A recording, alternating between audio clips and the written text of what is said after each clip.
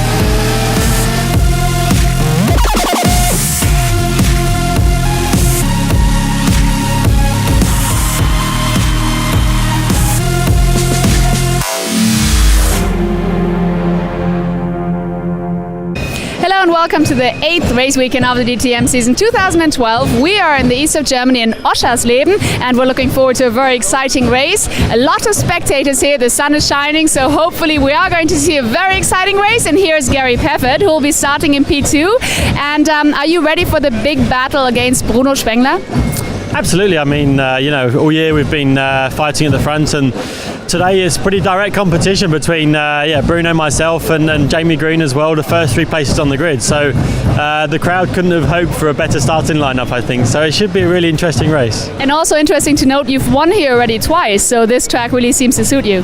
Yeah, I like the track, and yesterday went really well. The times in testing have also been really good. So I'm certainly going to try and win this race. All right, well, looking forward to that. Thank you very much, Gary. And now to you guys, Andrew and David. Doesn't look so good, actually. It's very sunny here at the moment as we check out the grid with Bruno Spengler on the pole for the third time for BMW. Gary Peffert, the championship leader, alongside him. Then it's Jamie Green and Dirk Werner. Excellent qualifying session by the young German. Then row 3, it's Matthias Ekstrom, who's won here before, and Edo Matara had a great finish here last season to third. Then it's Mike Rockenfeller and Miguel Molina. Molina was on the pole here a year ago. Next up, Augusto Farfus and Ralf Schumacher. They round out the top 10. Then 11th and 12th, it's Martin Tomczyk, just heard from him then, and Andy Priaulx, definitely improving, the man from Guernsey. Robert Wickens and Felipe Albuquerque. Albuquerque not qualifying as well as in his two previous races. Then Timo Scheider still seems to be in the wilderness, and Christian Vitoris. Behind that pairing is Adrian Tambe and Rahal Frey, one of her better qualifyings. Behind that duo, Roberto Miri now lives in the UK, and Joey Hand. And behind them, it's David Coulthard and Susie Wolf. As the cars now leave the line, the warming up lap underway, a chance for the drivers to urge a bit of warmth into the Hankook rubber, and they're going to go down the pit straight with the pack stands on either side, and then this is a chance to have a look at this very tight first sequence of corners we've been talking about, and there are two bites to it, of course. There is the first left and then there's the long right, and if you're on the wrong line for either element, you're in strife. You see, David, there was another trace through there, a not so tight one they used to use originally in this track, and then that long right-hander in front of the hotel. Little bit of elevation change here, just drop down from the pits towards the first corner, as we've got lots of onboard cameras for you, including this one looking at the front wheel. And there you see that great horseshoe bend, and again the starting grid. We've already brought that to you with the Spengler lap, the fastest ever lap round here by a DTM car. And remember that Martin Tomczyk is 11th because of the 5-place grid drop after his antics in Holland. So there's somebody else that's going to be trying to make progress. And Adrian Tombe, sad to say, it looks like you can ignore from this race altogether. Yeah. Really disappointing, that. So 21 starters it is today. Look at that row of cars out there in the car parks. as they just get a bit of temperature into the tyres. 2 black cars at the front, the one with the BMW stripes across it is Bruno Spengler.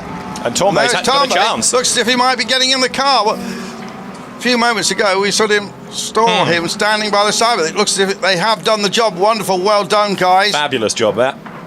Well, he's going to start from the pit lane. He was near the back anyway, so it makes very little difference. He'll save himself a lap of fuel anyway, and he would have been on the anti-penultimate row, row 9. He'll start last of all. There's the track. You can see where the sectors split. It's 51 laps in prospect, and of course 2 mandatory pit stops.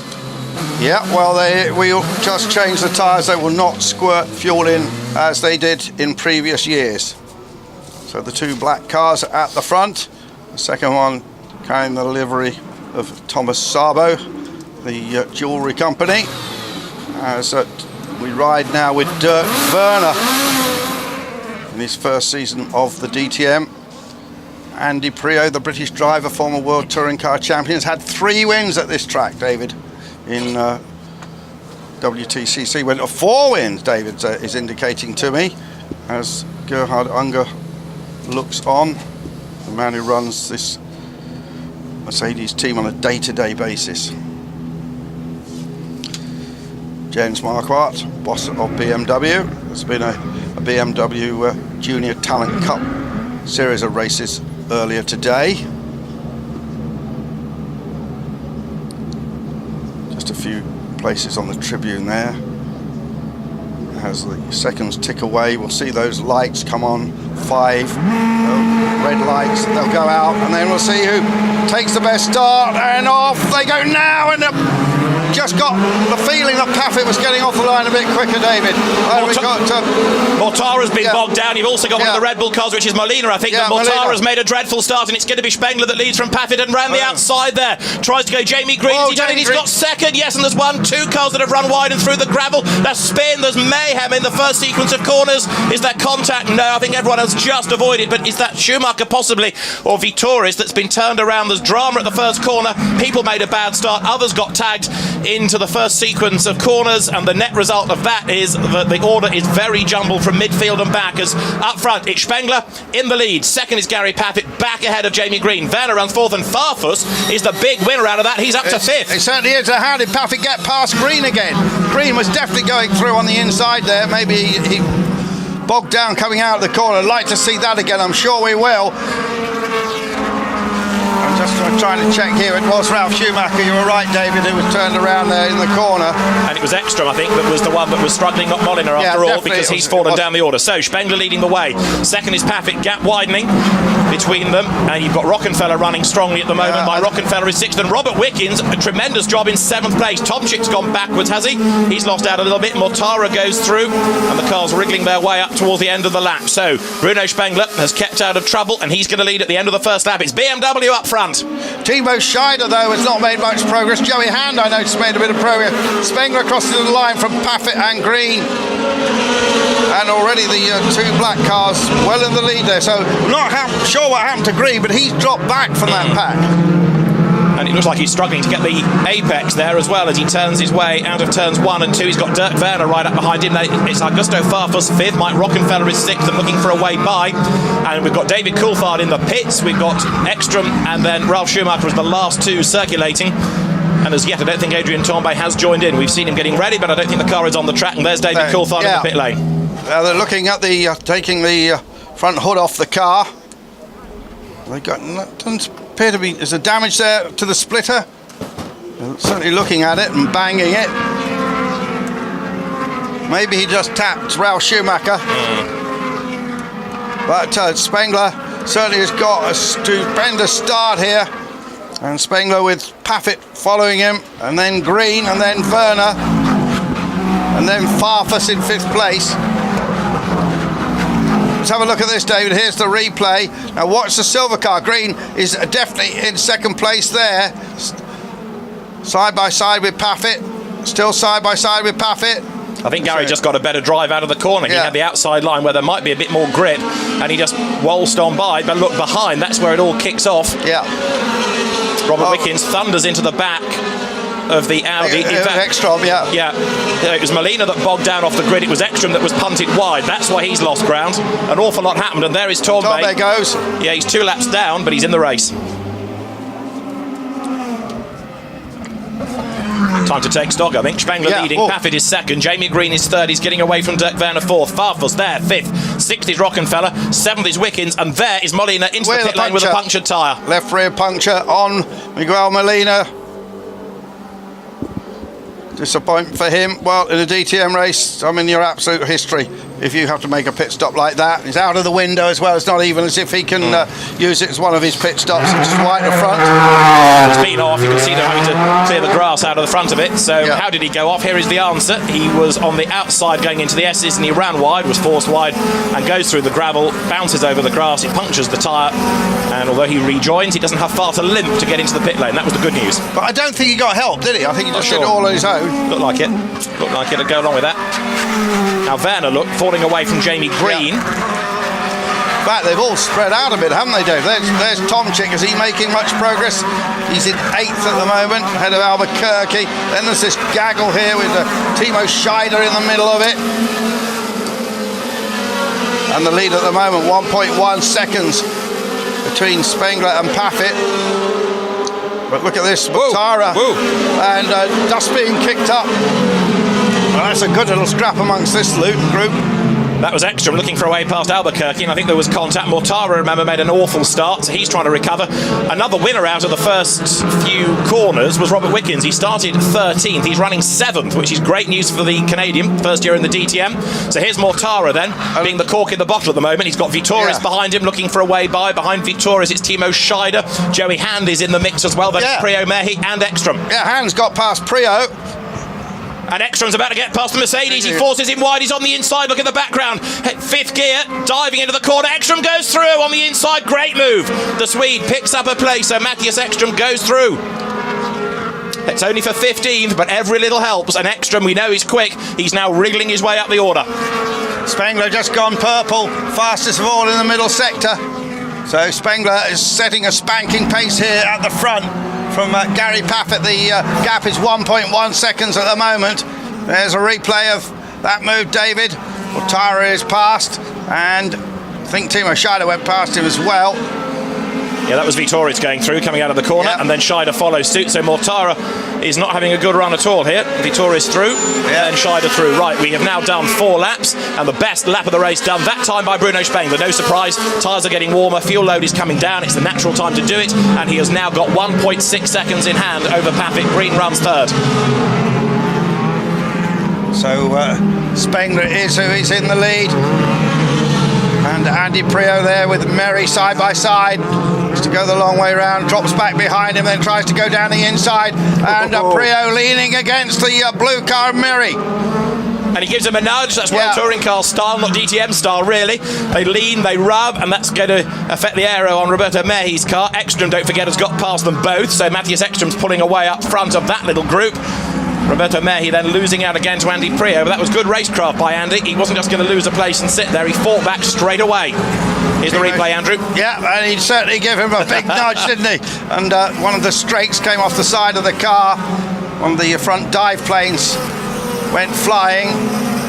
And there's Prio. Good shot of it. And then gave him a little tail clip as he went. So very good battle down there. 12th, 13th, 14th, 15th. There's something not right with Mortara's car because he's not recovering after that bad start, and he's just been passed by Ekstrom, who was pulled away, and he's also now being monstered by the cars behind him. So something is preventing Mortara from having a proper pace in this. Ekstrom is doing a very good job of working his way up the order after being forced wide at the first turn. He comes over the timing line now. Ekstrom in 13th place. Spengler and Paffett trading similar lap times at the moment. I'm interested to see that Hand is having one of the better drives of his season so far. He's come up quite a few places. Mortara goes wide. Mortara must have some sort of problem, David. I expect to see him coming in the pits. And, well, Susie Wolf behind him now. As Mortara drops back, I'm sure he's heading for the pit lane now. I think he's given up the unequal struggle there. He's tried to retaliate or try to hang on to a place for as long as possible, but they've all come breezing by, so Mortara is not long for the race, it would appear. Adrian Tombay is behind, although, as I said earlier, he's 2 laps down, but at least Tombay is in the race now. So Mortara. Yeah, he's had a couple of brilliant wins this season. Only Audi driver to have won a race this year. Former F3 Euro champion, now in his 2nd season of DTM. Just 2 more races to go from here, of course, at Valencia in Spain, and then back at Hockenheim. And there, Andy Prio in the Crown Plaza Hotels, back BMW. As we see Mortara just crawling round. There's Arno Jensen, his team boss, with the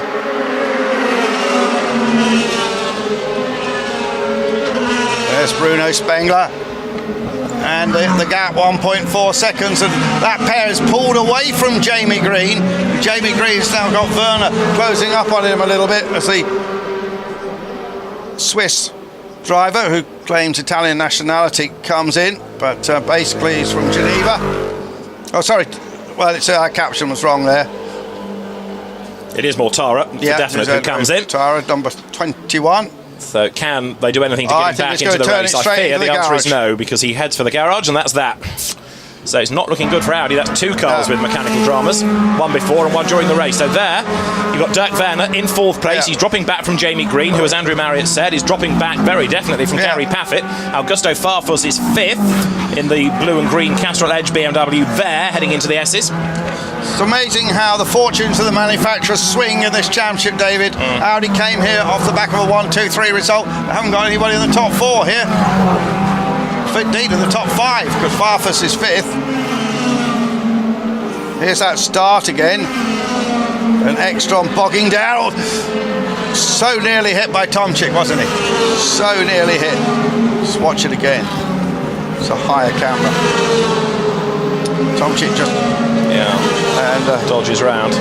2nd race in a row, Audi drivers having trouble getting off the grid. It was Scheider at Zandvoort. It's Ekstrom who knows how to get a car off the line. He's done so many years of the DTM. He's the one in strife here, and then it all kicks off at the first corner. We're still watching to see what happened with Jamie Green. Just there he is in 2nd place, level 2nd.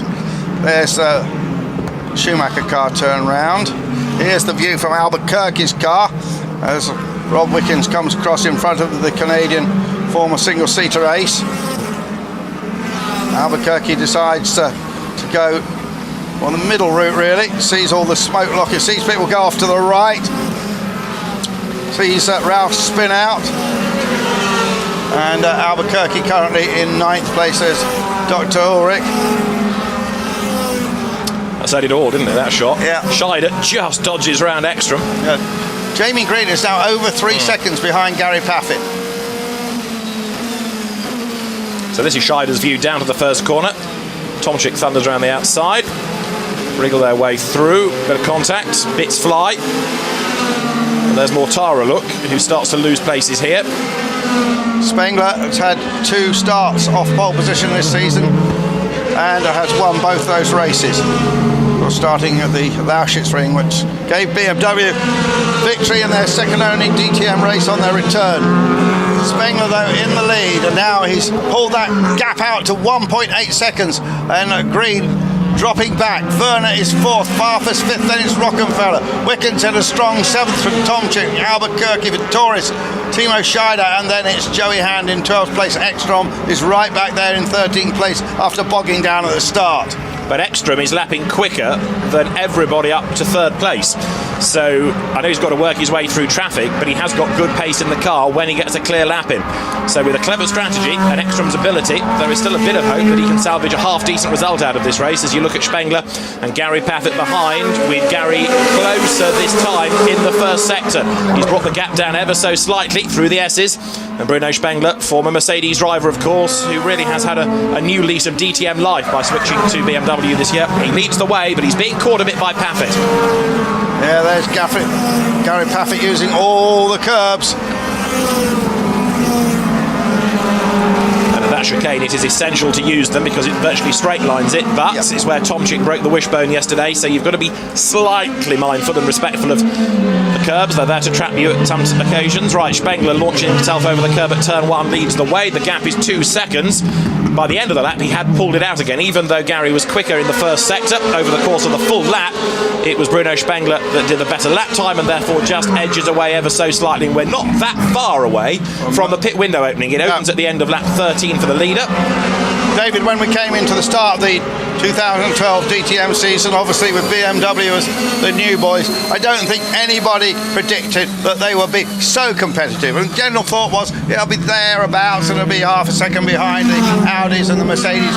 And now they've done a magnificent job, and certainly Schnitzer running this particular car, Dirk Werner also running with them, have done a magnificent job. They've understood how the DTM works, they've understood how to do the quick stops so quickly, and it is just a great performance by BMW. And this is one circuit they know really well from the WTCC, but these cars are so much quicker than those 2-litre cars, because we've got our big V8 engines at the front of these, and lots of grunt, about 470 horsepower. They do breathe through restrictors to try and peg the horsepower back a little bit.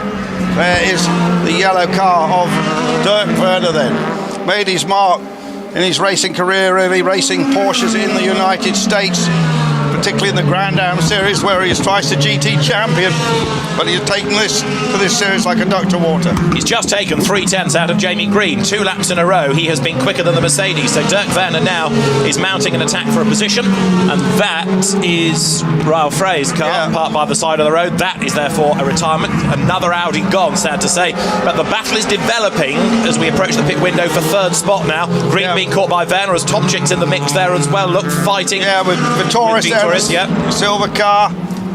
But they have both lost out to Albuquerque, who's gone by in the blue Audi. So Tomczyk on the back foot. He's lost one spot and he's trying to hang on to another. But Scheider is in there, and Scheider goes through on the inside of the Mercedes. Timo Scheider, double winner here in the past, picks up 1 spot after a really bad qualifying yesterday. Green is over 5 seconds behind his teammate Gary Paffett now, and nevertheless is pulling away a little bit from Werner again. Yeah. But you know, these pit stops, they are lightningly quick, 3 seconds or so, but just a fumble can cost you a second or two. And we're heading into that pit stop window on the next lap.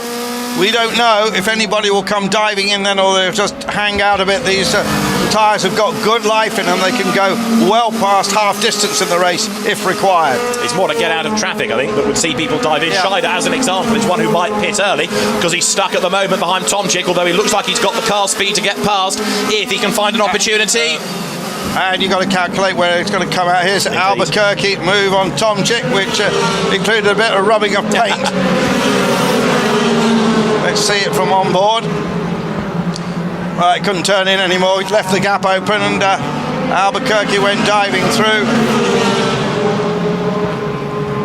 And at the last minute, Vitoris tries to cut across, defend from Scheider, which he did. He then goes to the outside of Tomczyk, but he puts himself on the wrong line for the hairpin. Scheider brakes as late as he dares. Look at that really bold stuff on the inside, and through he went. This is Scheider's view. Vitoris to his left, almost contact there. Vitoris lines up to attack the BMW going to the hairpin. Scheider thinks, no, I'm going to stay put on this line. It's exactly the place I want to be. There's the gap, sticks the Audi in the inside, bit of contact, through he goes. Spengler's lead has just been reduced by a tiny bit here, 0.1 of a second. So Spengler and Paffett trading lap times. Susie Wolf with a problem. In she comes. We're looking under the front of the car. Now Scheider tried this move at the end of the back straight a lap ago and it didn't quite pay off. Is he going to be able to dive out of the slipstream this time as they get to the S's? He closes up a fraction under braking, but no opportunity there. What does he do at the end of the lap? Because he's staying right on the back of the BMW. Remember Tomczyk, somebody else that's defected to BMW. He was an Audi peddler last year. He was the champion for Audi, and he's staying ahead of a double champion in Scheider, but he goes wide, and Timo Scheider gets up the inside, coming out of the corner. Way wide over the curb is the BMW. Scheider is level as they come past the pits. He's got his nose just in front, but he's on the wrong line for the first part of turn 1. He'll be on the outside line for the left. He wants the inside line for the right. This is fantastic stuff, and Tomczyk forces him out wide. Mercedes spins behind. Round goes Vitoris. Tomczyk's hung onto the place, and the Mercedes of Christian Vitoris is the car that comes off worse. So Martin Tomczyk, with some brave defending, has hung onto the spot. David at the front, Spengler suddenly made a bit of a spurt. He pulled half a second off Paffett on that last lap, so the gap is now 2.2 seconds between Spengler in the lead, Paffett in second place. Green now in third has dropped 6 seconds behind Gary Paffett, so they really are in a league of their own, the two boys in black. Look at this again, and I think Vittorius just went in with too much speed there. Round the car goes and points it back in the right direction. Norbert Haug watches on. Here's a different angle from it. Now Vittorius wasn't touched, I don't think. He just went around carrying too much speed into the corner, mesmerised by the people in front of him. Spengler is in and Jamie Green is in as well, so the race leader comes in early. Bruno Spengler, as soon as the window opens, comes in, so Gary Paffett now takes over the race lead. Let's see how quick this pit stop is. Charlie Lamb's boys go to work. And this is not a good stop from Spain, 4.2, and Jamie Green, 3.4. And Martin Tomczyk is in as well. But it's not all about that, David. It's about from the start of the pit entrance to the end of the pit. Which is 32 seconds, yeah. Charlie Lamb tells me. So that is what you have to bear in mind, as there is the BMW of the reigning champion, Martin Tomczyk. So he's had his skirmish with Timo Scheider. Now he pits. And that's a long stop, 4.5. Yeah. Longest of the 3 we've seen thus far. So Jamie Green, in real terms, has gained time. He's managed to find a few fractions back against Bruno Spengler through that stop. Yeah, the next key pit stop will be Paffett. Because can he get a second back off Bruno Spengler in that pit stop? Quite possibly. It's the longest pit lane in the DTM. A lot of these in to out times are 22, 23 seconds, David. This is 10 seconds longer than that. Susie Wolf out of the car, looking as though that's retirement. Originally from the seaport of Oban, up there in Scotland. Dirk Werner has just pitted then, out of what had become second place. And Bruno Spengler on his outlap has gone quicker than anybody in the middle sector in the race thus far. Yeah, well, that's Bruno Spengler's real talent, that he can really put it on the line so quickly. So Paffett is out in fresh air though, David. Let's have a look at his pit time, his lap times now. Just did a 23.8. Much quicker than anybody around him. Good stop for Dirk Werner, 3.2 seconds. They might leave Paffett out for quite a lot of laps now if he's got no traffic and he's really putting in these lap times. Albuquerque has been in, Scheider has been in, Joey Hand has been in as well, and so also Prio, and so also Ralf Schumacher. Torres hasn't been in, Miri. Rockenfeller hasn't been in yet either. No. So he's up to third on the road. Spengler now quicker than anybody in the first sector. So the fascination is going to be his first flying lap after a stop against Gary Paffett's flying laps yet to stop. Yeah, well, that will be key, won't it?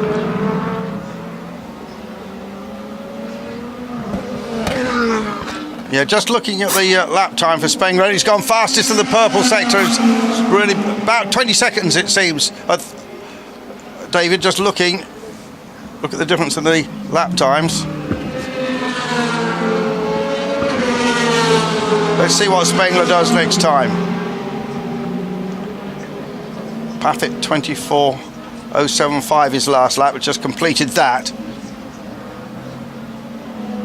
Out on his own at the moment, by dint of not making a pit stop. Spengler does the best lap of the race. He's lapping quicker than Gary Paffett by nearly 9/10 of a second.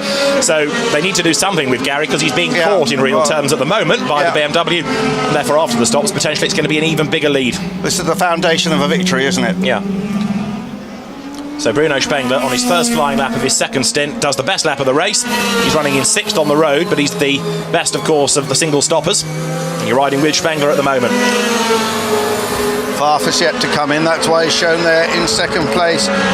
Rockenfeller hasn't been in yet. Wickens, you see the little red lights by the side of the 3 letters which signify each driver. Ekstrom goes wide. Spengler tries to duck up the inside of him, and he will go through. He's on fresher rubber. So Spengler now runs 5th on the road, still the best of those that have made a pit stop.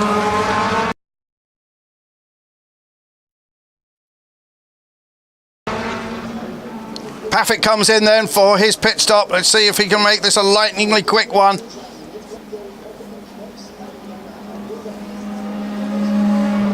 Well, the Spengler stop was 4.2 seconds at rest, plus you time in and out. Let's see how Mercedes get on for Gary Paffett.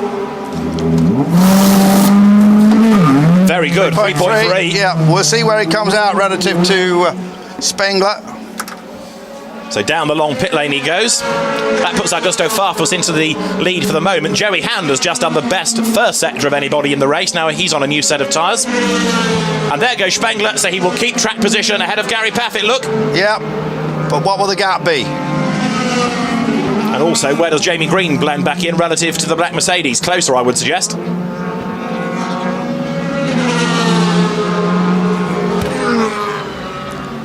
So Farfus hanging out there in the lead for the moment. There's the black car of Gary Paffett. There is your man who led the early laps of this race.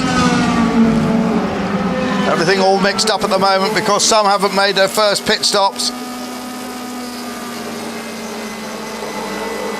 Great shot there behind the right front wheel. Just hitting the apex beautifully. And accelerating. There is Ekstrom. Extra, of course, yet to stop. He's in this flattered 5th place. Yeah, because of that's that. the right word, yeah. Mike Rockenfeller leads on the road as Farfus now pits in the BMW, and also in behind him is Rob Wickens, look, the Canadian in the Mercedes, so more pit stops being cycled through. So Rockenfeller will lead briefly. Racing for the Phoenix team from the Nürburgring. That looked a pretty good stop from Farfus.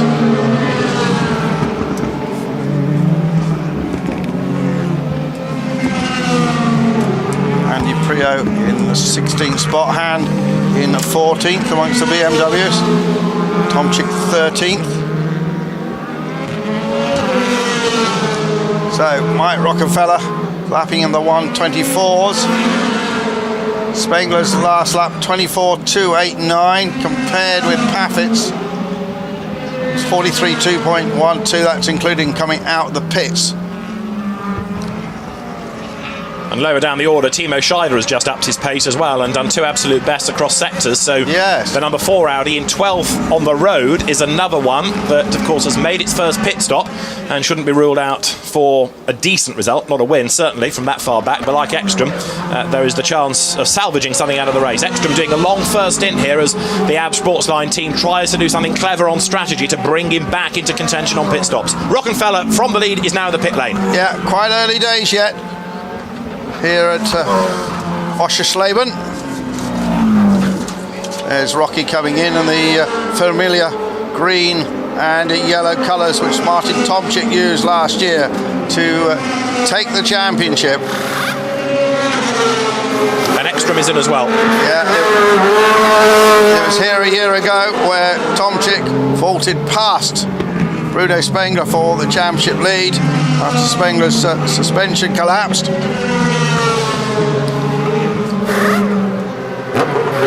Still these pit stops coming thick and fast. Ekstrom blast off. And this race will stabilise a little bit in a moment when everyone's made their stops. And the gap now between Spengler and Paffett, David, is 4 seconds. Paffett just gone purple in the first sector now. That means he's 2/10 closer to Bruno Spengler as he tries to eat into that 4-second deficit, so he's going the right way about it. Run through the order at the end of the next lap because there's only now Christian Vittorius who has yet to stop. So Bruno Spengler, after the pit stop for Mike Rockenfeller, will be back in the lead on the road, and Gary Paffett, even though he's just done a personal best in the middle sector, is not as quick as Spengler. So some of the time he'd gained, he loses back. Yeah, well, it tends to happen like that, doesn't it? These two men really pushing hard here. And Spengler wanting to reduce Paffett's lead in the championship going into the final 2 rounds. Paffett's just done the best lap of the race, though. 3.6 seconds it is, so Mercedes good in some sectors, BMW better in others, but the net result is that the gap is down to 3.6 seconds, and Vitoris runs third, yet to stop. Sometimes these drivers just get a better feel. He's maybe got slightly better feel in the second set of tyres. He's feeling really confident in the car now. She said, David, he's took quite a bit out of Spengler that lap. Let's see if he can keep it up, though, or whether it seesaws backwards and forth. Torres still shown in third place. He's yet to stop. And he's the only one from those who are running. And it's Green, Werner and Farfus to round out the top 6. There's Gary Paffett then. Back on the power now as he sprints up towards that very fast third gear chicane. There it is, flicking over the curbs. And in the first sector of this lap, again, he's quicker than Spengler. So Gary is certainly taking the fight to the BMW, but there you can see what 3.6 seconds looks like. That's the gap. And in fact, it's gone up a little bit in that next sector. Down towards the S's they go.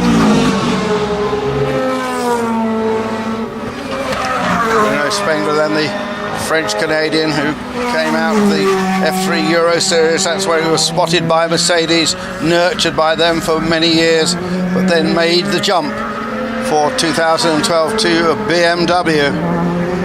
And that has worked so well for him. And for BMW, to be fair, because he's delivered with the results. He's also been good at helping to promote the brand. Remember before the pit stops, Jamie Green was being caught by Dirk Werner. Well, it's happening again. Dirk Werner, last time through, took another 2 tenths out of Jamie Green, so the fight for third is still raging on, even though it's 11 tenths between them. The gap is coming down. Shot there, Trio going through the field. He's got a problem, hasn't he? It's a BMW going slowly and losing places. It's Tomczyk, in fact. It's Martin Tomczyk who is slow.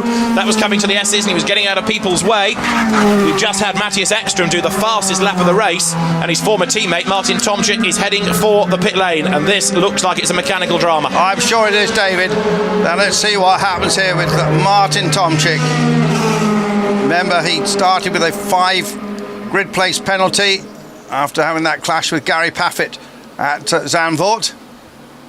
And here he comes ever so slowly. The race not yet halfway run. And that last lap, Spengler and Paffett, almost identical lap times. I think he's going to turn it straight into the garage. I'd go along with that. Only a 5-lap stint after his mandatory stop, and at the pace that he was limping, there's only one option, and that's it. Into the garage. Big, big disappointment for him. So, another retirement here. More than normal than DTM. We often get only 1 or 2. Already got 4 cars out of this race. And this is Vitoris to serve his first mandatory stop. And where is he going to drop back into sort of 11th, 12th place, I would guesstimate. Ekström certainly seems to have found some new speed, doesn't he? Ekström did a 22.995, and then now he's gone purple in the first sector. So Ekström is flying. Vitoris, quick stop at 3.3. If he can stay in the top 10 on the pit stops, then he will have gained, because of course just as the pit window was opening, he got involved in that drama at turn 1 and had his spin. So we'll see whether or not staying out for longer has brought him back into the game. I'm not sure it has, David. I don't think so, no. I think you're right. But that's the aim, that's what he needs to try to do. He's back on track now.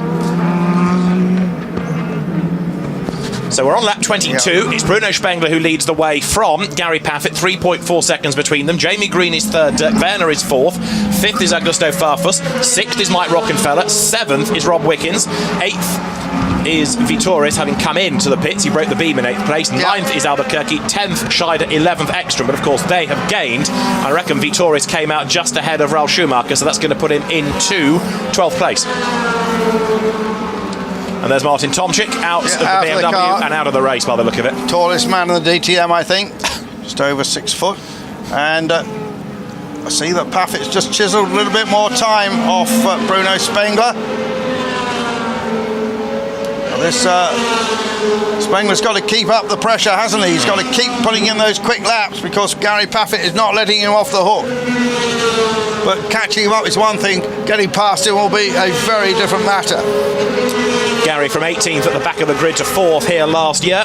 Good track record at Oschersleben. Of course, the ideal in a sense would be to try and get right up behind the BMW and then benefit from a quicker pit stop and leapfrog him that way into the lead. But it's a bit of a gamble because you're then totally dependent on the guys in the pit lane doing the work for you. Now the gap is down to 3.3. He took a 10th out last time, so it's creeping down ever so slightly, but it is positive this for Gary Paffett, just chipping away, Andrew, as you say. He just got better control of those tyres, and Gary Paffett, of course, also works for McLaren. The test driver spends a lot of time these days in the simulator at Woking. In the old days he would have done a lot and did do thousands and thousands of Formula One laps before they put a peg on the testing that they're allowed to do, try and reduce the costs. Another 2/10 pullback. The gap is down to 3.1. Remember, it was here at Oschersleben. Of course, Gary had his outright win in a year-old car. First person so to do. So, as I say, he goes well here, and the gap is coming down. Lower down the order, Matthias Ekström is still doing purple sectors in the Red Bull liveried Audi in the top 10. And there, look, Jamie Green versus Dirk Werner. The gap between those two has gone up slightly in the last couple of laps, up to a second and a half. And Augusto Farfus is only 1.6 seconds back in 5th in the next BMW. As a manufacturer here, BMW having a very strong race. And the Californian hand is in 11th place. This is his best showing in the DTM. I mean, everyone's been scratching their head because they thought Joey Hand was going to be really quick. Had some fantastic results in America. When they brought him over to the test in last November, he was magnificently quick, and that's why he got the drive, and then he just hasn't delivered. And he's always had a problem with the first car. He thought he got his head around that, then that burned out. He got a second car. He's always felt there wasn't something quite right with it. Even this morning in the morning warm-up, he wasn't really happy with the car, and now at last he seemed to have found the key. Maybe he's driving it a bit differently, but normally we see him running about 17th or 18th, and there his hand up in 11th place worrying Ekström. He had that 9th in Austria, didn't he, for points? Now let's discover what's happened to Martin Tomczyk in the pit lane. Verena, all yours. Yeah, I'm here with Martin Tomczyk, I guess very disappointed. Martin, tough luck in Zandvoort, you were penalised, and now here you're out of the race already. Looking at the points and kind of calculating a little bit, I guess the title is now out of reach, or are you thinking of that at all at the moment? Are you very disappointed? I already stopped calculating before this weekend. I mean, everything fits together this weekend. The 5th-place penalty from Zandvoort, then the thing with the suspension before the qualifying, and now we had some problems with the radiators. We don't know yet if water or oil, but definitely the car was not able enough to keep the pace of the others. And now at the end the temperatures went high, so there was just one thing to do to stop the car, but it's just the topic of the whole weekend. Thank you very much, and back to you guys. Racing driver, tell you what happened. Really didn't have to ask her what happened. He just told her, and that was great. Priaulx comes in for his second stop, and just about halfway, and Priaulx will get his 2 stops done. So this is a slightly different strategy here from Andy Priaulx. So he's done 10 laps as that middle stint. Yeah, 3.7 seconds, pretty speedy stop, and that gap between those leading 2 black cars come down a little bit more. Just Paffett just chiseling the 10th of a second a lap off. Is down to 3 seconds now. Priaulx goes a lap down because of that extra pit stop, but that'll hopefully come back his way when the leaders pit, well, the leader, because in fact he's come out just ahead of Gary Paffett. Now that is not great news for Gary. He is now in traffic effectively, and Andy Priaulx wants to drive his own race. Now does he make life easy for Gary to go by? Ideally, on fresher rubber, Andy would get away from him and pull clear. Well, he's being the gentleman there, let him go. He is, yeah. And he's released. Priaulx hardly held him up at all. What could Andy do there? The gap had come down to 3 seconds between Spengler and Paffett. It may be up just a little bit now. Be interesting to see off our timing screen if that did make any difference. So there's the leader. Yeah. There's Spengler. Oh, very wide Gary Paffett there, and Priaulx likewise runs over the curb, over the green concrete, onto the grass as well. And then he ran through another puff of dust, and it was on the racetrack. Yes. And Gary is really flinging this Mercedes around, trying everything he can to catch up with Spengler. As I said just a few moments ago, catching him is one thing. Maybe, of course, they can leapfrog him in the second pit stop. Really put pressure onto that Charlie Lamb crew there. A good shot of him just going wide, shows how hard he's trying. And meanwhile, Jamie Green hasn't got away from Werner, and Farfus is not that far behind Werner either. So Green 1.8 seconds on Werner.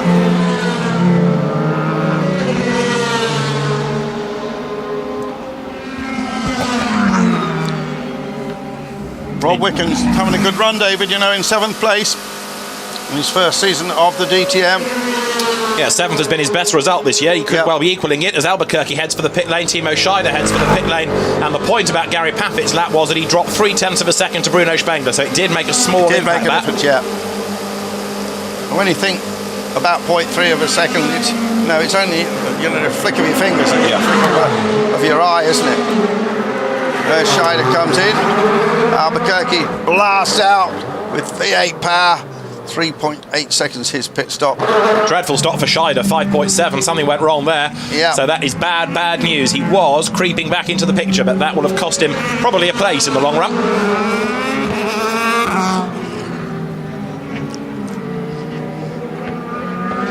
He's back on track now, crosses the white line as you ride with Jamie Green, who is 1.9 seconds ahead of Dirk Werner. That fight for third has never quite developed. Despite Dirk Werner's best efforts, he's never really got near enough to be able to challenge the Mercedes. That's certainly true.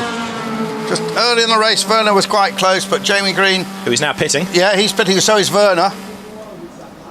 Well, this will be interesting. It was 1.9, yeah, wasn't it, when they came over the timing line? See what their respective times are. Here they come in.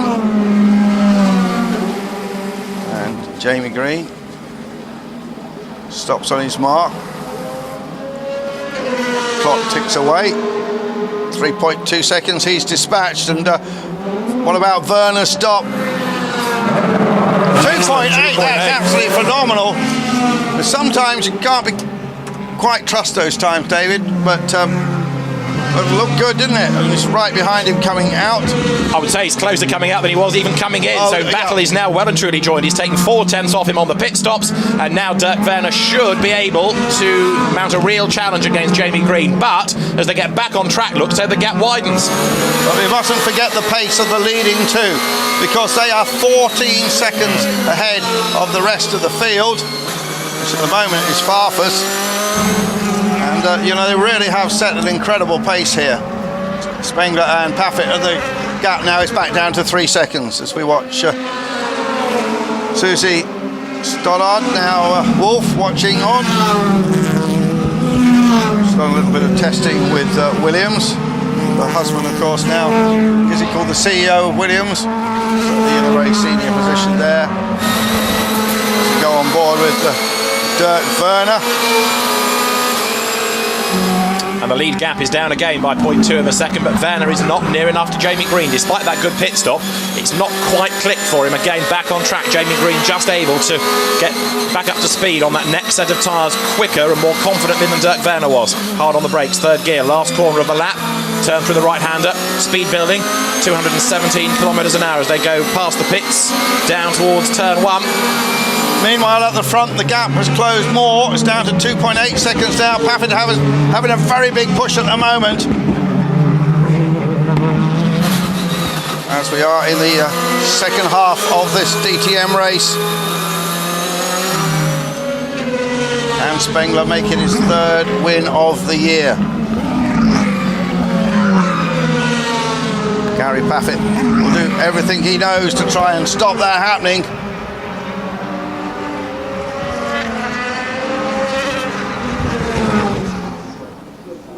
Spengler in for his second stop.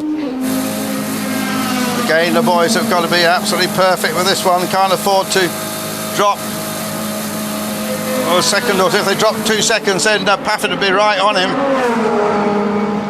So Paffett picks up the race lead, of course, by staying out a bit longer. BMW mechanics at Schnitzer go to work now. 3.6. It's quicker than the first stop, isn't it? That was the slowish one at 4.2, so it's a better stop second time around. That's going to help him in order to try to keep that lead over Gary Paffett. Gets to the white line, now he can accelerate away. That's exactly what he does. Let's see if he can do one of those devastatingly fast first sector time. Oh, that's a bit tricky there. He must have lost a bit of time. The Red Bull car came right across his bows. So he needs to get past Ekstrom, who gives him the room going into the hairpin, lets him by.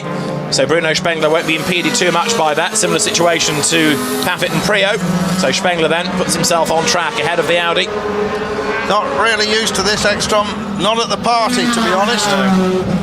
It's not been a great weekend. He was the best qualifier for Audi, but that awful start has really gone against him. Right, Spengler back on the pace now. First flying lap since the pit stop. And what can he do in order to make sure he hangs on to this advantage? As Gary Paffett now comes in for his second stop of the race. The mechanics are ready for him, and Gary Paffett comes down the pit lane.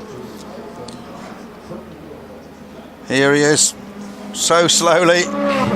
Will stop on his marks. The boys are poised, ready with the rattle guns. So many things can go wrong though, and there he is. Quick wipe at the front.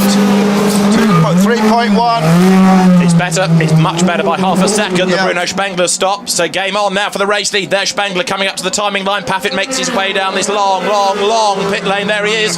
Spengler will get the lead back, of course, but the aim for Paffett is to be right on his tail. He can accelerate now. He's crossed the white line. Wriggled his way through that effective chicane out of the pit lane. And it's going to be, again, a fair gap back, isn't he? Yeah, because he's got Ekstrom in the mix there as well, hasn't he? Ekstrom. But he's not yet making his second stop. But he's not even on the tail of Ekstrom yet, so he's got to catch him and then find a way past the back marker. Meantime, Spengler can carry on trying to build this lead. Farfus is the leader on track at the moment then, ahead of Rockenfeller. We're on lap number 31 out of 51. Some drivers now, as you've seen, have done their second stop. Others, many, yet to serve the second stop. And that little logo there, David, is a replica of what you see at the side of the car. If you look carefully at the car, you'll see the red lights and the rear quarter light. So the spectators can see how many pit stops the respective drivers have made. So a real mixture in the top 10 at the moment, who's made stops and who hasn't. And gosh, what a surprise. Bruno Spengler on a new set of tyres has just done the best of anybody in the middle sector. So there is, as you were predicting, the possibility of another of his demon laps coming up here. And now Wickens has just gone purple in the first sector, running down there in 11th place at the moment. So Farfus through ahead of Rockenfeller, 2.8 seconds between them, and then Spengler through third on the road ahead of Ekstrom, and then Gary Paffett. So it is 2.9 seconds between Spengler and Paffett. In other words, the gap has gone up. 20 laps remaining, and waiting for the likes of Farfus and Rockenfeller to make their pit stops.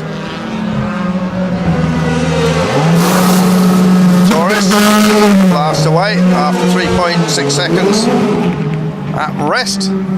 Another short middle stint, wasn't it? Back on track now, he stayed out. He was the last one to make his first stop.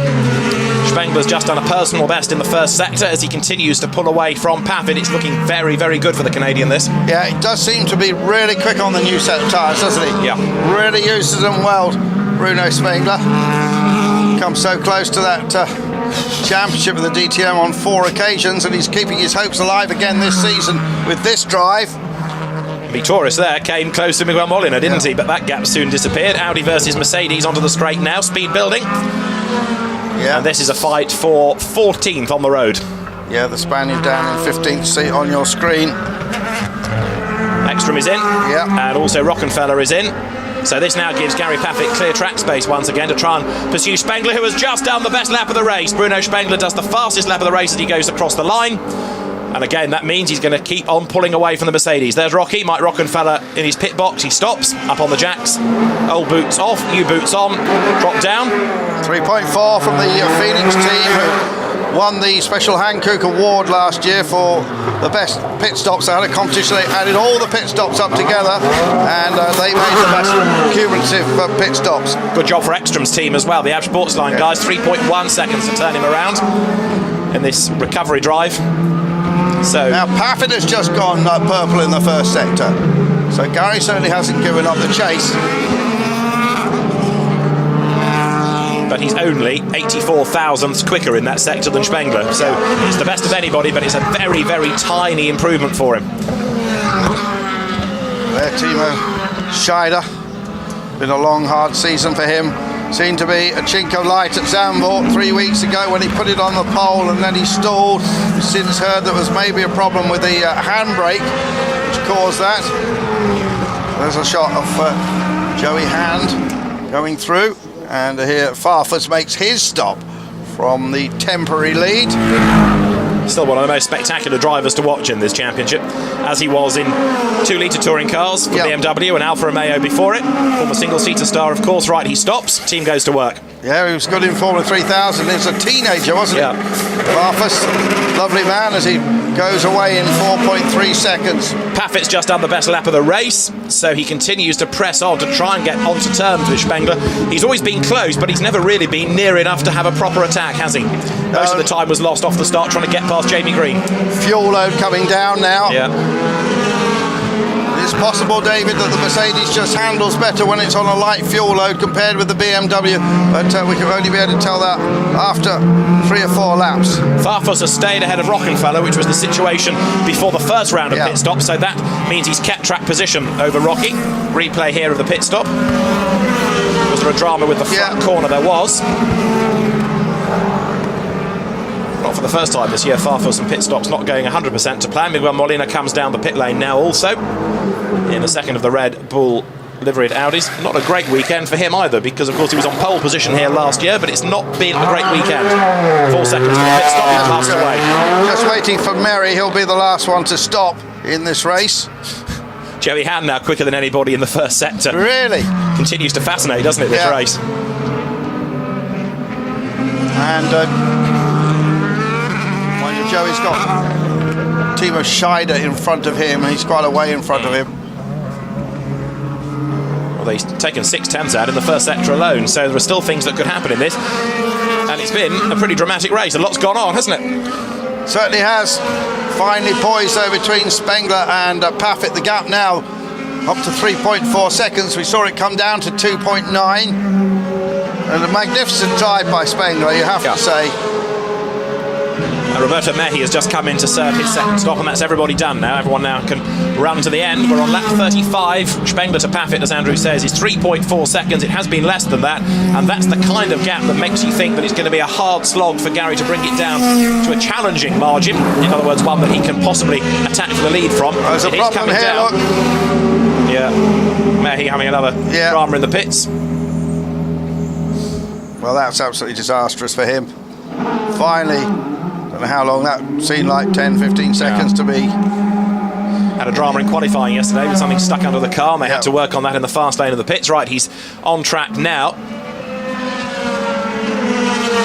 Just saw a shot there of Mortara watching out of the race. Just to recap, got Tom Chick out, we heard from him. Susie Wolf is out, Mortara, Coulthard.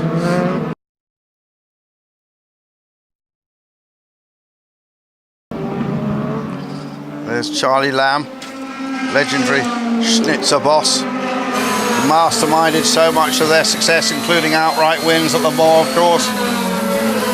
And a former DTM championship winning team going back to 1987. It was Schnitzer that took Roberto Ravaglia to the title, one of Roberto's many touring car crowns. Right, you're on board now with Bruno Spengler, and the gap 3.3 seconds when they came over the timing line. So Gary Paffett is still pushing on, but can he get near enough to attack? He is, and Werner's still keeping the pressure up on Green. That's a gap of 2.4 seconds between Green and Werner. Then it's Farfus and Rockenfeller go on board with Spengler, a nice clear racetrack in front of him, flashing down that back straight.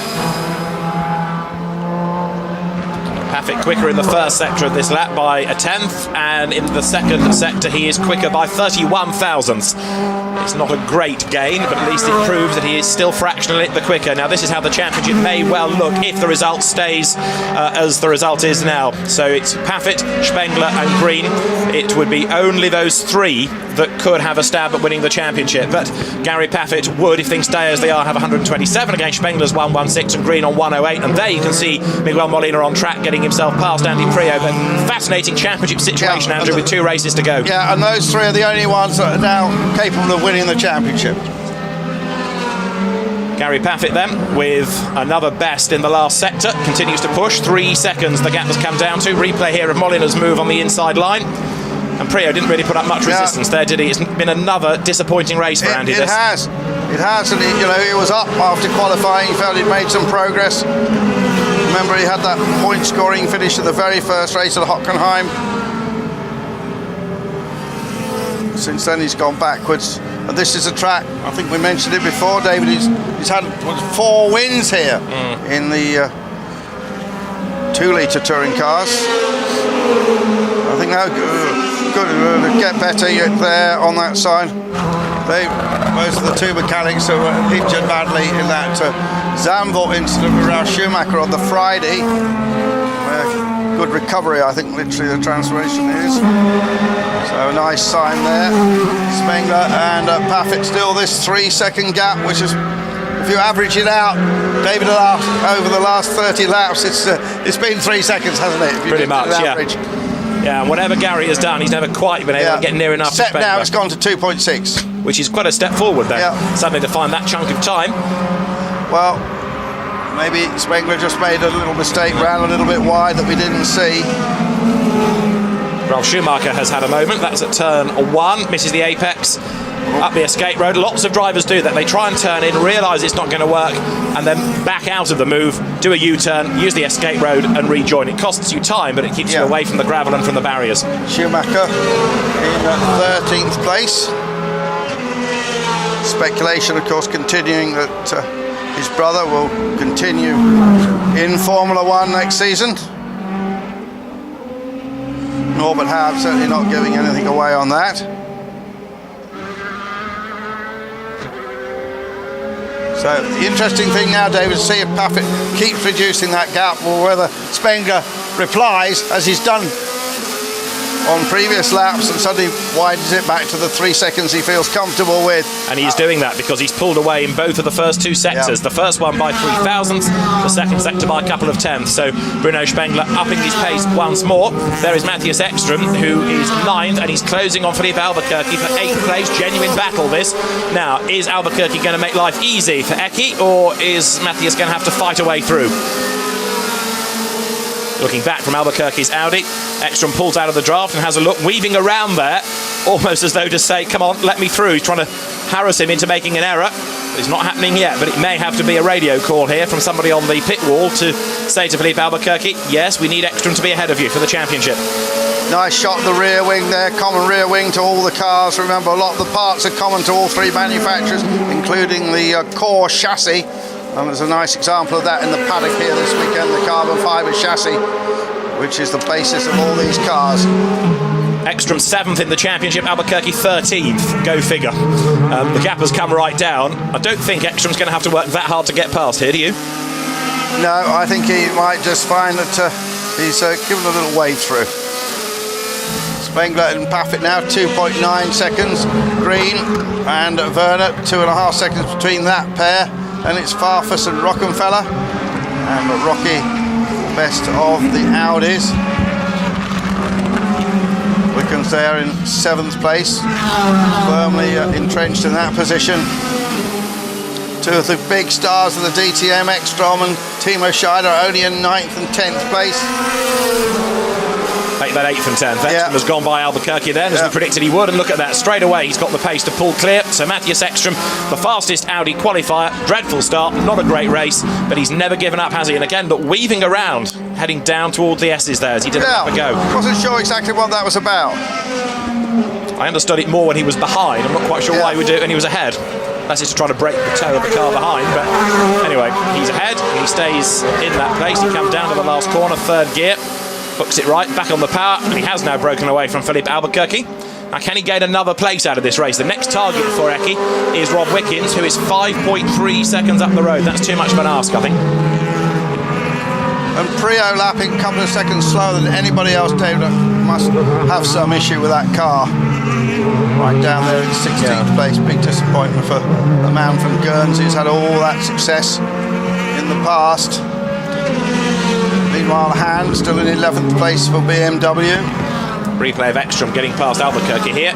Takes the tighter line coming through the right. Straight line up towards the chicane. Gets the inside line, makes the path, through he goes.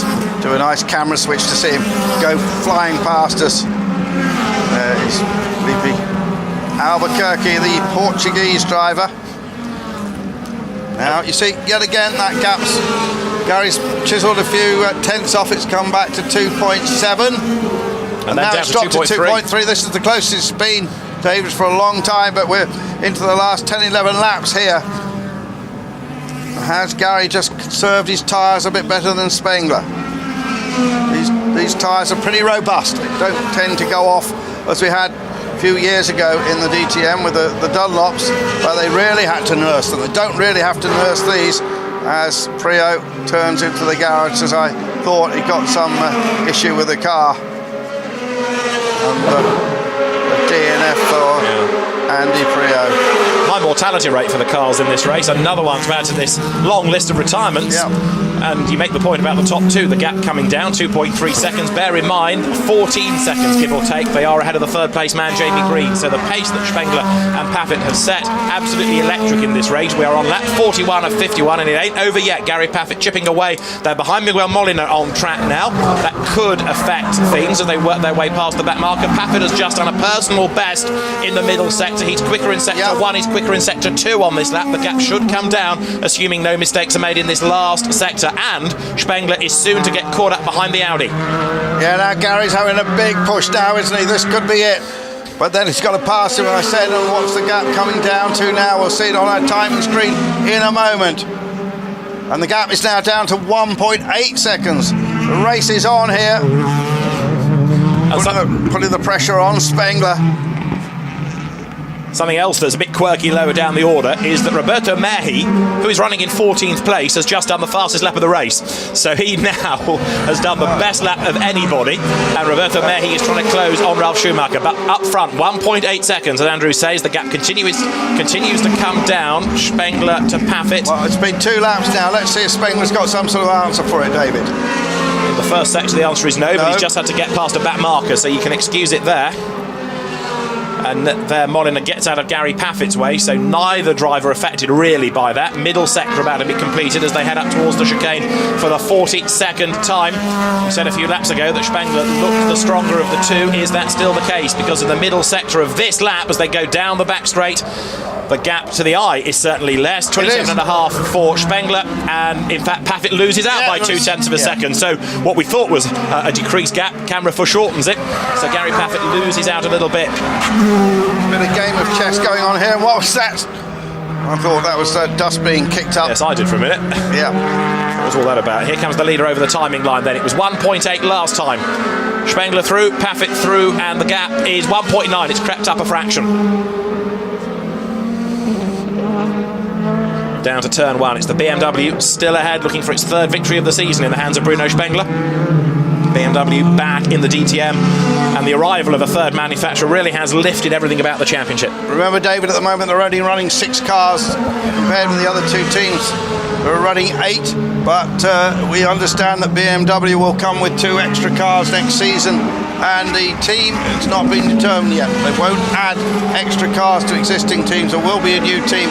There has been some discussion that it might be an in-house BMW team as opposed to one which is run by an independent outfit like Schnitzer. So we'll see what happens there. They've done some driver testing as well of late, including Maxime Martin, who is very much a star in GT racing at the moment, especially in BMW Z4s. Yeah.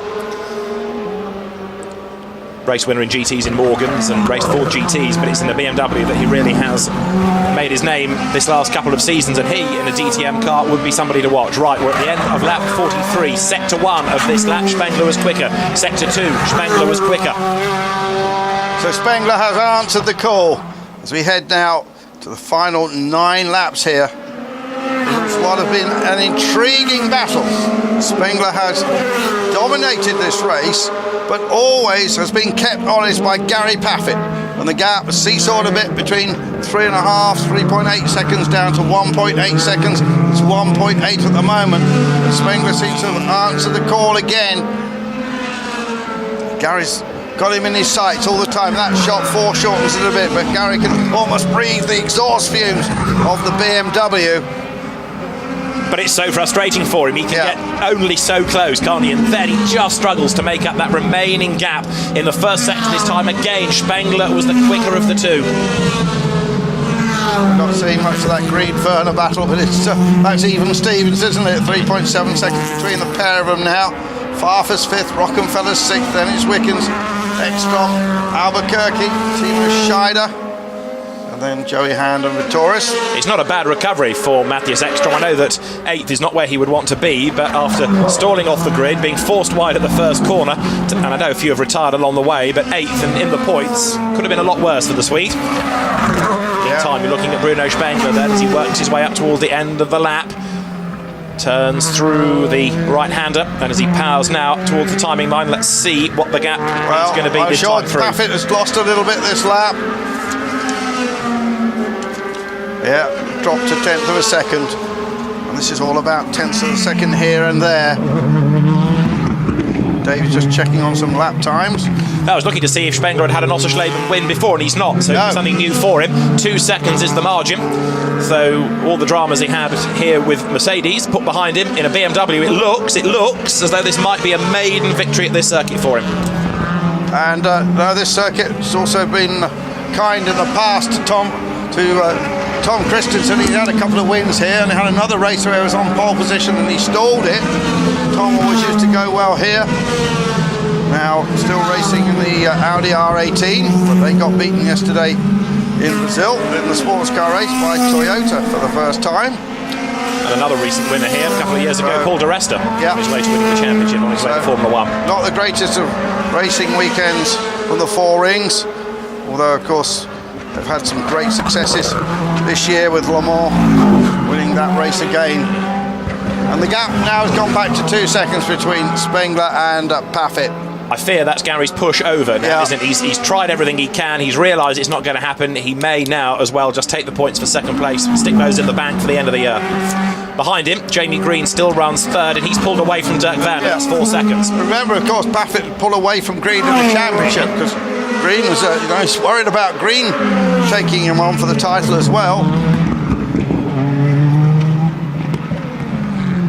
So there is Jamie, 3rd, Dirk Van behind him. This, if he stays 4th, will be Dirk Van's best result of the season. And Augusto Farfus comes over the line in 5th place. Another good run by the Brazilian. Totally different fortunes for him than Andy Prio in the same team. Yeah. Well, we haven't heard what happened to Andy Prio.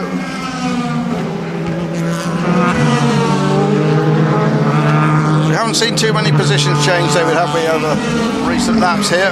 Had those various incidents at the start of the race, which really enlivened it, but now got a situation where Spengler and Paffett just a couple of laps, a couple of seconds apart, and then the big gap is 14.3 seconds now to Jamie Green as Farfus goes through. And Farfus is closing on Dirk Werner, so for 4th place, I'm not convinced it's going to change necessarily before the end, but certainly the gap's coming down. It's only 2 seconds. Yeah. But as we've just seen from Gary Paffett, it's not easy to gain those back. Of course, here you've got the same type of car, the BMW in the hands of Werner and in the hands of Farfus, run by different teams, Schnitzer versus RBM, Racing Bart Mampe. Yeah, Belgian team, quite an international group of mechanics though. Spengler and Paffett. There you see the gap clearly on your screen.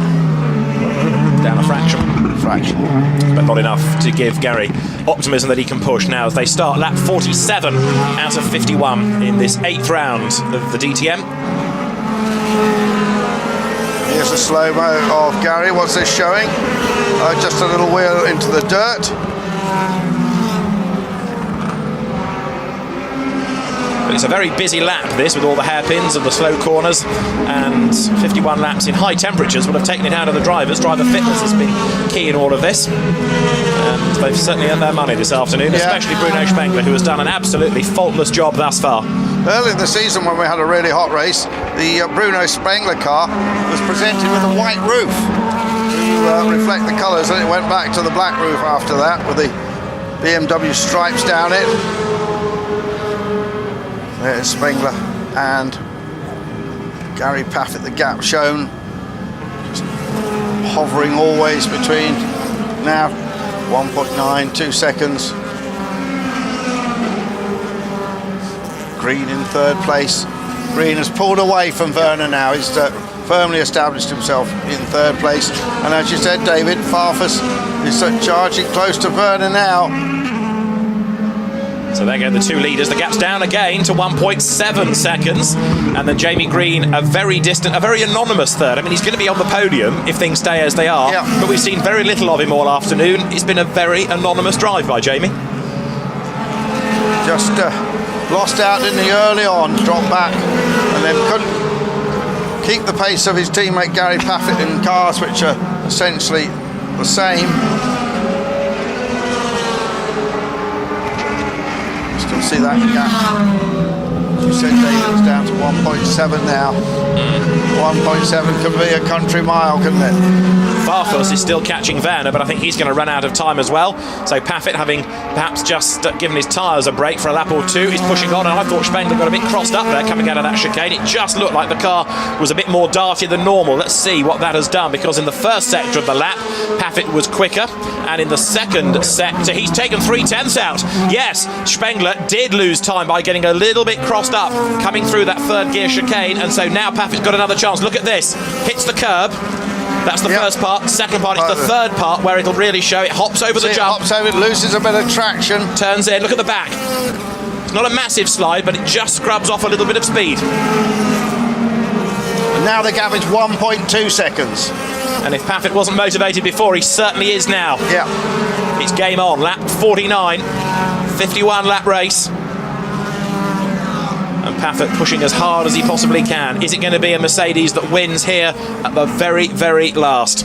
BMW leading the way, but the gap is dwindling, that's for sure. I'm sure the French Canadian's looking into his mirrors now and seeing that familiar three-pointed star which he had in front of him when he drove for Mercedes for all those years. Came so close. 4 times to winning the championship. I think 4 times he's been the runner-up. Spengler, though, is a cool customer. It's Charlie Lamb. Sure he's just saying the odd word to him. Word of encouragement. So Paffett's faster in sector 1 by 58 thousandths of a second as he creeps closer. What about the middle sector? Through the beam now he goes. Yep, he's faster there. He's brought the gap down by another tiny, tiny amount. But he's running out of laps, Andrew. Yeah, and as it looked actually on screen, well, I'd say that's about 8 or 10 car lengths now. I like car lengths. Keeping the pressure up. Because it only needs one little mistake now from Spengler, doesn't it? Indeed so. There's Lamb. Just looking down the timing chart, see if there's anything else going on. Ekstrom's closed a bit on Wickens for 7th, but the real race is at the front. Yeah, Ekstrom actually has done a very good job catching Wickens. There is a chance he will gain that place before the end. Also looking at back markers, I don't think the top two are going to catch any traffic before the end, so back markers aren't going to be a factor. What is a factor is Paffett's pace. This is Spengler's view. 5th gear down to 2nd, 100 km/h through this long right. Again, be patient before you stab on the power. And Gary Paffett is right there behind him. In the first sector, Gary was fractionally closer by 0.03 of a second. He brought the gap down. I know it doesn't sound like anything at all, but if you add it all together, then it does start to matter. This, the penultimate lap of the race.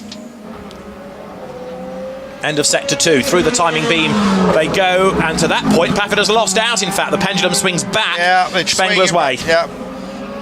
So can the French Canadian make it 3 wins? The first time we've seen this website on the bonnet of the car. This promotion by BMW. That's Torbay off at the escape road. Yeah. And he rejoins behind Miri. But he's going to rejoin in front of the leaders, of course, not directly in front, but there they are. Are they going to catch him on the last lap? Don't think so. So 1 more lap to run. Spengler led by just 1 second as they came onto this lap. Paffett is throwing everything he can at this. Yes, he is, but it's a big ask for Paffett. Just needs Bruno Spengler, though, to have one big lock-up, go wide. As Farfus comes through with Rocky behind him. Here the leading 2 cars. With the leading 2 cars all through the race bar, the little jumbling with the pit stops. Paffett faster in the first sector. What does it mean? It means he's a fraction nearer. That is Torbay off the road again in what has been a really horrible weekend for him. Yeah, he won't want to remember this one. No, you're right. But this pair, Paffett looks to be just that bit closer, but you know, it's so difficult to overtake here. But he's still too far back to challenge, isn't he? He'd have to be really brave on the brakes here. He brings the gap down by 2/10 in that next sector, but no, try as he might, he's going to be close, but no cigar for Gary Paffett. Bruno Spengler is heading, it seems, for win number 3 of 2012 and in his BMW career. Yeah, absolutely fantastic. Good drive from Bruno Spengler here as he heads towards the checkered flag. It is already waving, and Bruno Spengler takes it, and Paffett is in his wheel tracks, but it just wasn't quite enough, and the gap was 0.6 of a second. So Bruno Spengler wins for BMW, underlining once again what a great job they've done in the DTM. Green comes home a distant third, Werner will come home fourth, and then it'll be Farfus, Rockenfeller, Wickens Ekstrom, Albuquerque and Timo Scheider.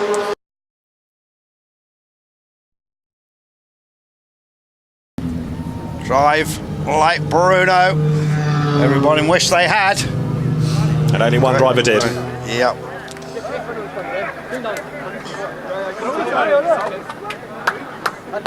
Well, there's Charlie Lamb and the Schnitzer guys celebrating a win. Great racer, Charlie Lamb. Great competitive spirit, great enthusiast, and some rather dejected faces up the Audi end of the pit lane. 6th was their best. Not been a great weekend for Dr. Ulrich with the defeat over there in Brazil by Toyota. Amazing how quickly it changes. We come from Zandvoort, fantastic Audi result there. BMW proving they've got a car that's good on all kinds of different tracks. That is confirmation of the result.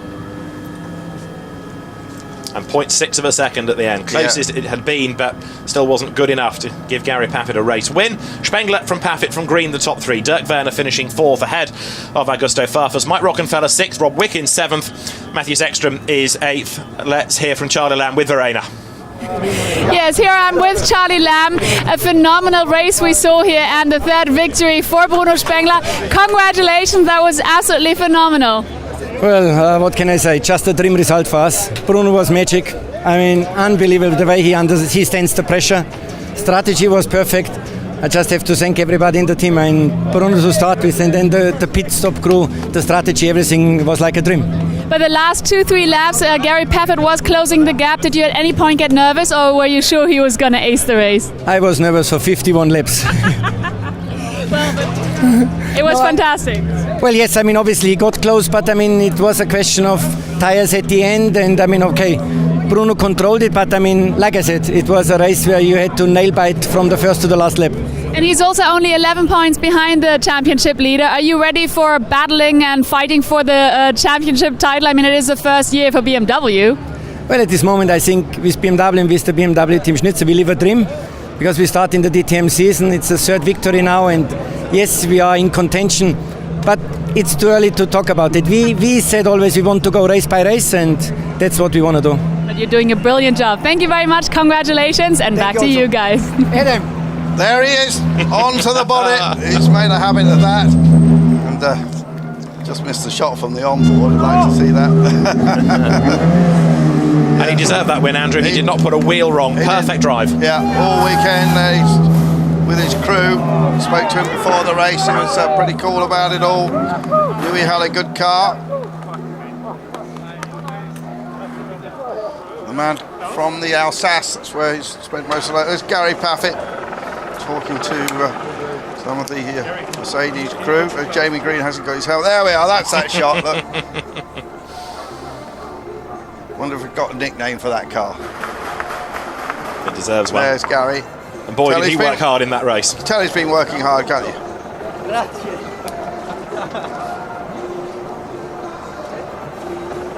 So, Spengler onto the scales. He would have lost a bit of weight in that. Sweated a pound or two off. And that was how close it was out of the last corner. 0.6 of a second. Checkered flag, 3rd win of the year for Bruno Spengler. A great debut season for BMW in this new era of the DTM. Pleased for Joey Hand that he was almost in the points. He's been quite despondent this season, that just hasn't found the pace. I think he might have unlocked a bit of a key there, or found a key to the lock, I should say. And Well, I didn't see much of the two ex-Grand Prix drivers, did we? Ralf Schumacher, saw him going around and DC outright at the beginning, of course. Yeah, another frustrating weekend for David Coulthard in the DTM. It's just not being a happy hunting ground for him, is it? Here we are. Shot again.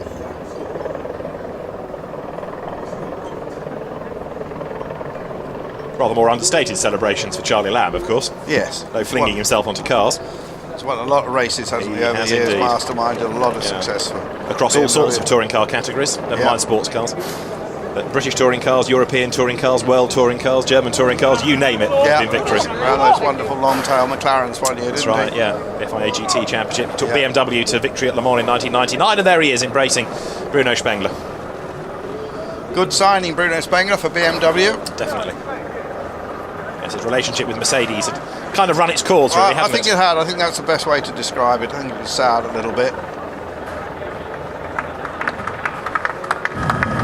There, they look down on the celebrations, and soon they'll be going up on the podium. I'm sure Verina's working hard down there to get some more interviews for us. And I bet that website's had a whole load of hits this afternoon. I bet it has.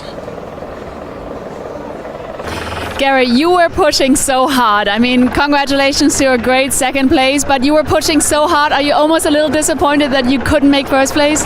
I am very. I mean, we lost a lot in the middle of the race around the pit stops, and he pitted before us and got on the fresh tyres quicker, and I think he was a bit lucky with traffic, really. He didn't get held up too much. At the end we were a lot quicker. I mean, I was doing probably out of the 56 laps, 50 laps were quali laps, so I was pushing really hard at the end, and we were getting closer and closer, but we just ran out of laps in the end. You've only got 11 points ahead, which is still very good, but the gap is closing. What can we expect for Valencia? Another close fight. So far, myself and Bruno, also Jamie, have just been consistently at the front, and I don't expect that to change. So it's going to be another close fight, and whoever manages to be that few hundredths in front is going to get more points. So. Well, it's going to be exciting. Thank you very much, Gary. And let's try to grab quickly Jamie also. Hey, Jamie, congratulations, a phenomenal third place. However, you were pushing so hard. Were you just hoping for the two ahead of you making mistakes so you can go all the way to the front? Yeah, it would have been nice, but they were just quicker than me today. I had a good start and I was alongside Gary for the first few corners, but then I dropped in behind him and the race settled down. And I just wasn't as quick as Gary and Bruno for some reason, which is a bit of a surprise. You know, normally I can go with those guys at least, but today I wasn't quick enough, so it was more a case of hanging on to third place, which is the best I could do. And you did so well. Thank you very much, Jamie, and back to you guys. Yeah, thanks very much. Well, good quotes from both those drivers. And there's some shots. There's Gary's friend and assistant Ty Gardner, who's lost 6 or 7 stone in recent months. David, done a good job there. So more photographs. There's Bruno though, and with his team boss, probably asking for a raise for next season. Canadian national anthem.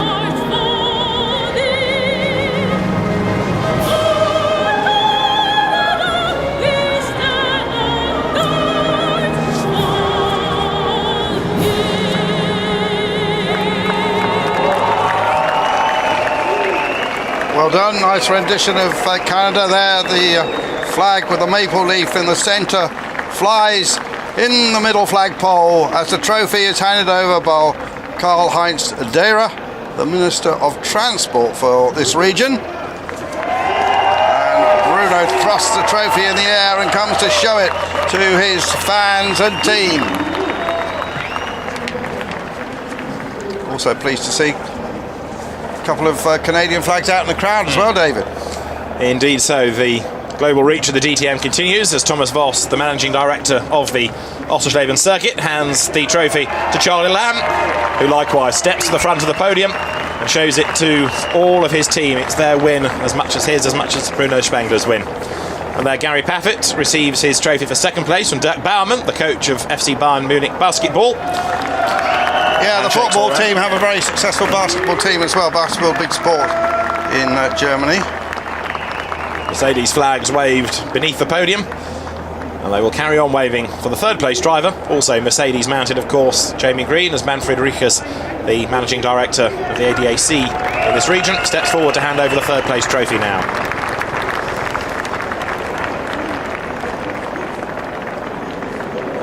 And now the bubbly.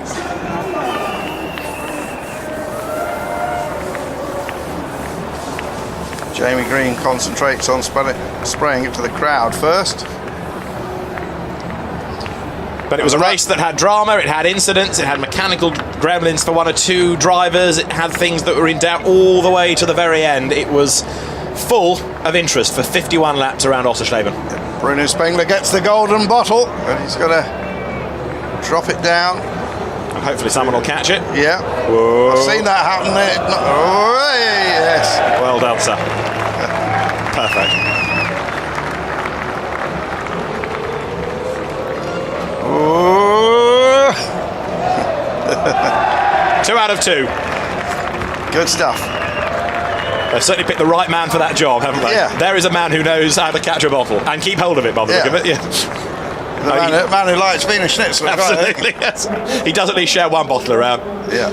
So for Team Schnitzer, it is a win at Oschersleben. The celebrations have begun. Flags flying. And Wolfgang Ulrich congratulates Jens Marquardt. As we said, not a great day for him. No. But, you know, his time will come again. And head of PR for Audi's in there as well. Well, that was seemed to come from the Olympics, all these different signs to the camera.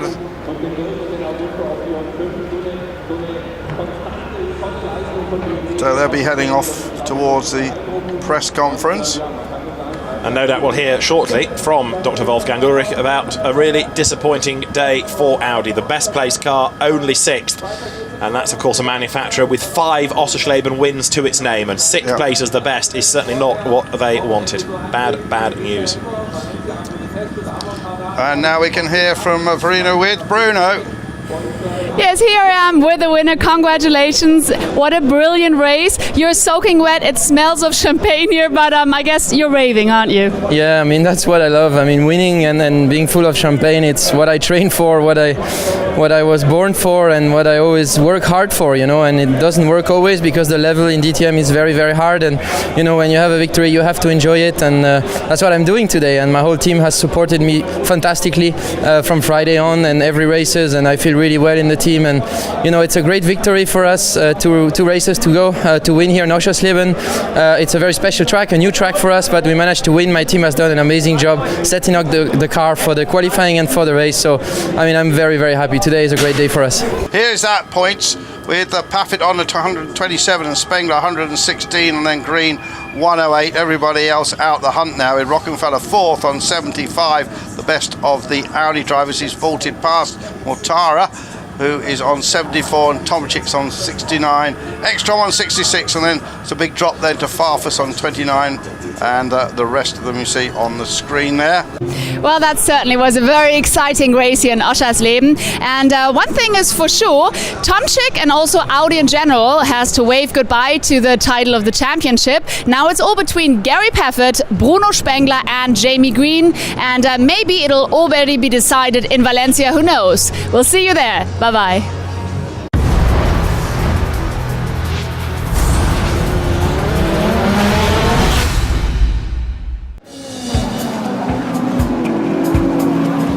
This is ESPN.